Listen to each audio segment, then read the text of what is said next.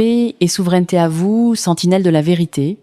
Ici Aminata Keita Diop, en direct pour ce nouveau point de situation sur Géopolitique News. Avant de plonger dans l'analyse brute, je tiens à souhaiter la bienvenue aux nouveaux visages qui nous rejoignent. Vous entrez ici dans un espace de résistance informationnelle. Aux anciens, à vous qui portez cette chaîne et maintenez ce flambeau allumé par votre soutien constant, ma reconnaissance est totale. Si vous avez manqué nos bilans précédents, le choc des 5 premiers jours et la montée en puissance jusqu'aux 10 jours, je vous invite instamment à cliquer sur le lien qui s'affiche maintenant en haut de votre écran. Il est crucial de posséder la chronologie complète pour comprendre le séisme actuel. L'histoire s'écrit sous nos yeux, ne la regardez pas à moitié. Nous sommes aujourd'hui le lundi 16 mars 2026.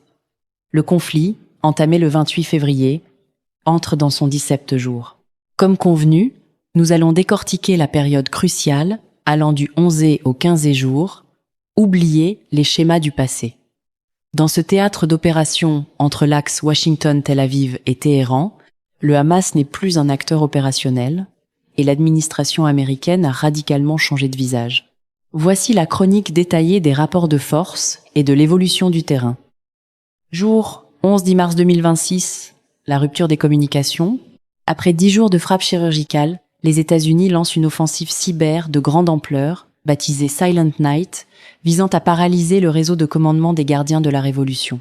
En réponse, l'Iran démontre sa résilience en activant son propre réseau intranet souverain et en déployant des essaims de drones kamikazes Shahed-X sur les plateformes pétrolières alliées dans le Golfe. Le prix du baril franchit la barre des $140. Jour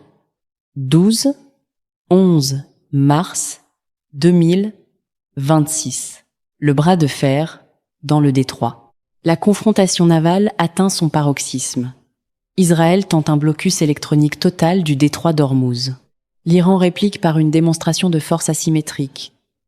Des mines sous-marines intelligentes à signature acoustique variable sont détectées, rendant le passage des supertankers impossible sans escorte militaire massive.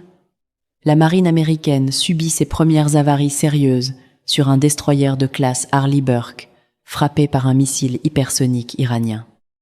Jour 13-12 mars 2026. Guerre des cieux et dôme de fer. Le 13e jour marque une tentative de saturation des défenses israéliennes. Téhéran lance, depuis son territoire profond et ses bases mobiles, une salve coordonnée de missiles balistiques à moyenne portée.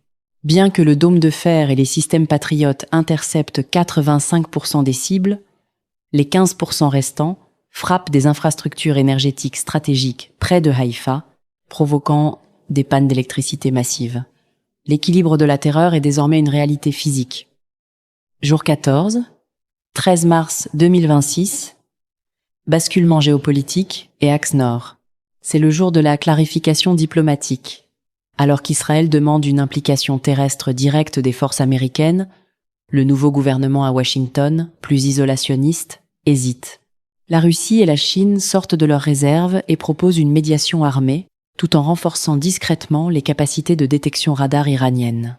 Sur le terrain, l'Iran active ses alliés régionaux en Irak et en Syrie pour harceler les bases logistiques américaines, dispersant ainsi la puissance de feu de la coalition.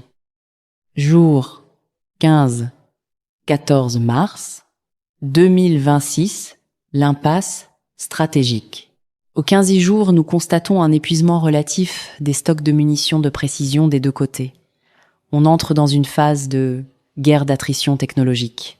Israël consolide ses gains en matière de défense aérienne, mais l'Iran a prouvé que son sanctuaire national est inviolable sans une invasion terrestre massive que personne ne souhaite engager.